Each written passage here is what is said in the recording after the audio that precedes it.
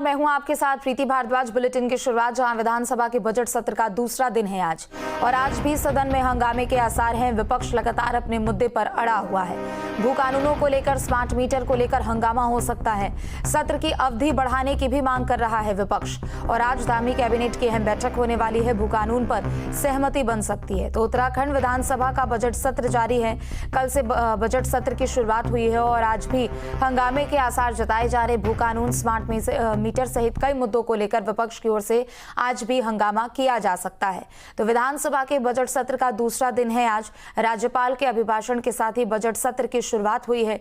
सत्र की अवधि बढ़ाने को लेकर एक तरफ जहां विपक्ष हंगामा कर सकता है, तो दूसरी तरफ भू कानून को लेकर और साथ ही साथ स्मार्ट मीटर के मुद्दे को भी लेकर विपक्ष की ओर से हंगामा किया जा सकता है।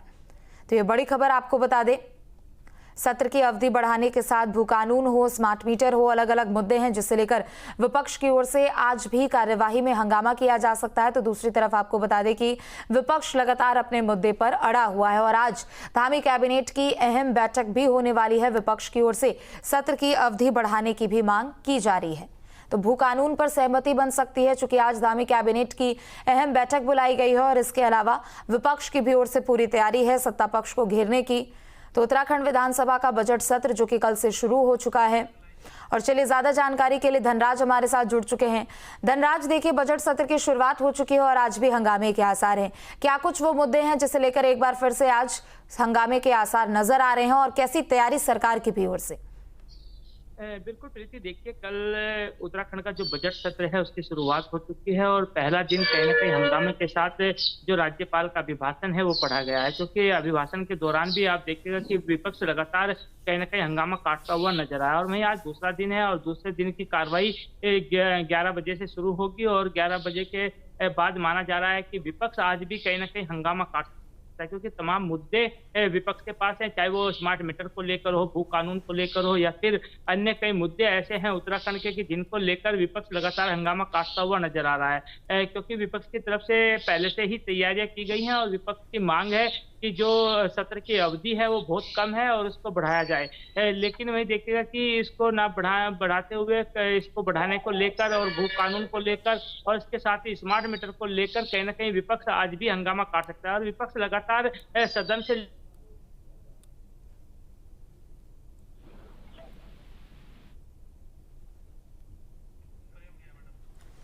चलिए ठीक है धनराज, लौटेंगे आपके पास। तो देखिए बड़ी खबर आपको बता दें, उत्तराखंड विधानसभा का बजट सत्र जो कि कल से शुरू हो चुका है और कल यानी 20 फरवरी को बजट भी पेश किया जाएगा। लेकिन चूंकि सत्र की शुरुआत हो चुकी है तो ऐसे में विपक्ष की भी ओर से अपनी पूरी तैयारी की गई है। बता दें कि आज भी हंगामे के आसार जताए जा रहे हैं, लेकिन दूसरी तरफ धामी कैबिनेट की अहम बैठक भी आज बुलाई गई है। विपक्ष की ओर से कई ऐसे मुद्दे हैं जिसे लेकर विपक्ष हंगामा करता हुआ आज एक बार फिर से नजर आएगा। एक बार फिर से धनराज का रुख करते हुए, धनराज अपनी बात पूरी कीजिए। जी बिल्कुल, देखिए विपक्ष कई मुद्दों को लेकर उत्तराखंड सरकार को घेरने की कोशिश जरूर करेगा और आप देखिएगा कि आज मुख्यमंत्री पुष्कर धामी ने एक कैबिनेट बैठक भी बुलाई है जिसमें माना जा रहा है कि जो भू कानून है उसको लेकर सहमति बन सकती है और यदि उसमें सहमति बनती है तो कहीं ना कहीं उत्तराखंड के अंदर भू कानून भी लागू कर दिया जाएगा। लेकिन वही देखिएगा कि तमाम मुद्दों को लेकर विपक्ष लगातार सरकार को घेरने की कोशिश कर रहा है, चाहे सदन के अंदर हो चाहे सड़कों पर हो, क्योंकि कल हमने देखा कि महिला कांग्रेस ने भी सड़कों पर प्रदर्शन किया था और लगातार जो भू कानून की मांग है उसको लेकर भी प्रदर्शन किया गया। उसके साथ ही यूसीसी का विरोध भी कहीं ना कहीं उनकी तरफ से जताया गया है। जी बिल्कुल, और देखिए अब जब बैठक बुलाई गई है कैबिनेट की तो जाहिर सी बात है कि भू कानून को लेकर प्रावधानों पर भी चर्चा होगी, चूंकि एक लंबे समय से सरकार की भी ओर से भू कानून को लेकर अपनी सजगता यहां पर दिखाई जा रही है। लेकिन इसके अलावा आज की कार्यवाही की बात करते हैं तो आज एक बार फिर से कैसी तस्वीर देखने को मिल सकती है? बिल्कुल प्रीति, देखिए जिस तरीके से भू कानून को लेकर आज कहीं ना कहीं एक कैबिनेट बैठक बुलाई गई है और उसमें माना जा रहा है कि ये भू कानून कहीं ना कहीं लागू उत्तराखंड के अंदर हो सकता है, कैबिनेट की सहमति बन सकती है, क्योंकि लगातार आप देख रहे होंगे कि लगातार भू कानून की मांग लगातार उत्तराखंड के लोग करते हुए नजर आ रहे हैं और उत्तराखंड के लोग ही नहीं बल्कि सरकार भी कहीं ना कहीं उसको लेकर सख्त होती हुई नजर आ रही थी, क्योंकि मुख्यमंत्री पुष्कर धामी कई बार मंचों से बोल चुके हैं कि वो उत्तराखंड के अंदर जल्दी भू कानून भी लाएंगे।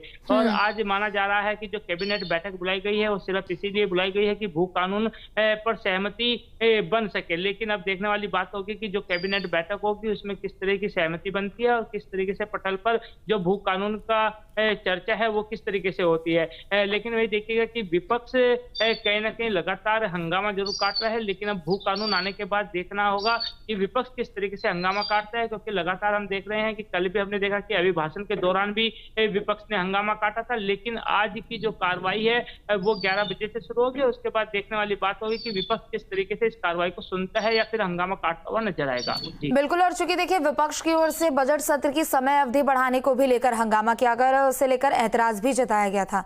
हमने देखा था कि सत्र की शुरुआत से पहले यशपाल आर्य ने कहा कि सोमवार का दिन कभी भी सत्र में शामिल नहीं किया जाता है और कई कारणों को लेकर उन्होंने सीएम पर भी निशाना साधा था।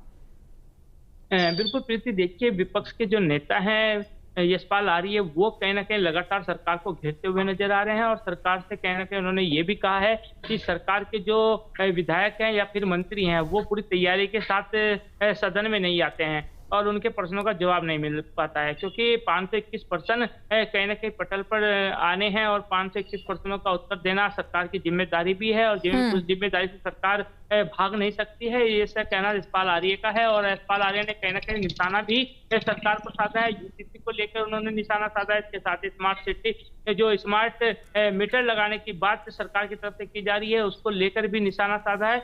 तो आज भी कहीं ना कहीं माना जा रहा है कि आज भी जो विपक्ष के लोग हैं वो हंगामा काटते हुए जरूर नजर आएंगे। ठीक है, बहुत शुक्रिया आपका तमाम जानकारियों के लिए।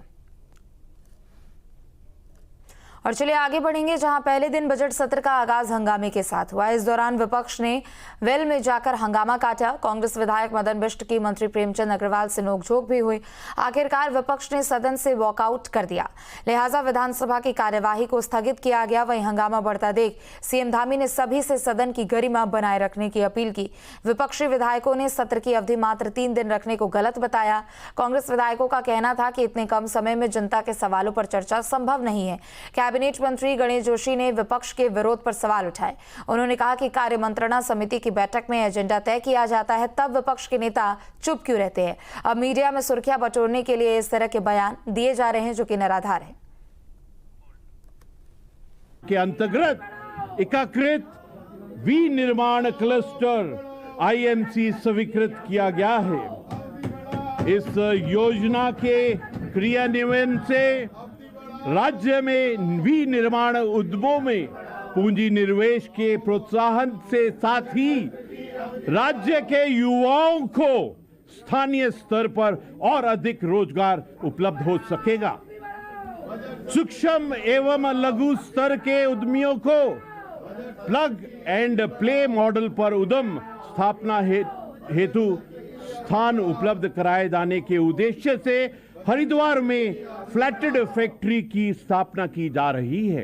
राष्ट्रीय प्रवासी उत्तराखंडी सम्मेलन में 26 देशों के लगभग 60 प्रवासियों द्वारा भागीदारी की गई, जिनके द्वारा उत्तराखंड में विनिर्माण, ऊर्जा उत्पादन एवं स्टार्टअप में निवेश में रुचि दिखाई गई। राज्य में उत्कृष्ट स्वास्थ्य सेवाएं उपलब्ध कराने के दृष्टिगत अस्पतालों का सुदृढ़ीकरण, चिकित्साओं की उपलब्धता एवं बेहतर स्वास्थ्य सुविधाएं उपलब्ध कराए जाने हेतु प्रयास किए जा रहे हैं। जीरेया चेली दागी रेया मोली योजना में आरजीएच के कार्यक्रम के अंतर्गत 11 से 18 आयु वर्ग की किशोरियों के स्वास्थ्य प्रशिक्षण यथा हीमोग्लोबिन इत्यादि की जांच निःशुल्क की जा रही है। तो वहीं देहरादून में सीएम धामी ने ई विधानसभा एप्लीकेशन